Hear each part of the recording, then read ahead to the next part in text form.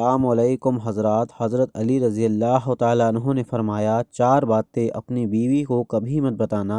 Number 1، کبھی بیوی کے سامنے رونا مت، چاہے کتنی تکلیف ہو، کتنی بھی پریشانی ہو، چاہے اندر کتنے بھی ٹوٹ چکے ہو، لیکن بیوی کے سامنے کبھی آنسو مت بہانا، ورنہ ساری زندگی تمہاری بیوی یہی سمجھے گی یہ مرد بہت کمزور ہے، اپنے جذبات پر قابو نہیں پا سکتا، چھوٹی چھوٹی چیزوں پر اداس ہو جاتا ہے، لہٰذا وہ تمہیں کمزور سمجھنا شروع کر دے گی۔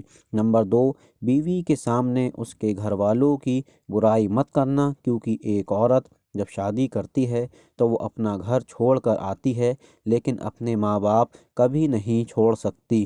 نمبر 3، عورت کو کبھی بھی اپنی کمائی مت بتانا، کیونکہ ایک مرد کو ہی پتہ ہوتا ہے کہ گھر کس طرح چلانا ہے، سب کے خرچے کس طرح پورے کرنے ہیں۔ ہاں، عورت کو اس کا خرچ ضرور دیں، اس کی ضروریات کا خیال رکھیں۔ نمبر 4، اپنی بیوی کے سامنے کبھی اپنے گھر والوں کی برائی مت کرنا، کیونکہ اس طرح تم خود ہی اس کی نظر میں اپنی عزت ختم کر دو گے۔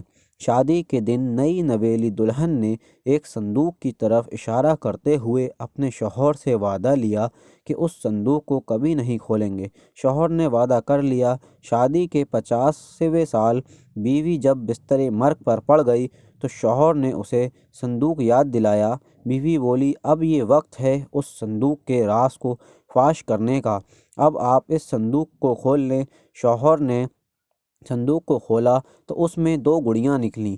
شوہر کے پوچھنے پر بیوی بولی، میری ماں نے مجھے کامیاب زندگی کا راز بتاتے ہوئے نصیحت کی تھی کہ غصہ پی جانا بہت ہی اچھا ہے، اور ماں نے مجھے طریقہ بتایا تھا کہ اپنے شوہر کی کسی بات پر غصہ آئے تو تم بجائے شوہر پر غصہ نکالنے کے ایک گڑیا سی لیا کرو۔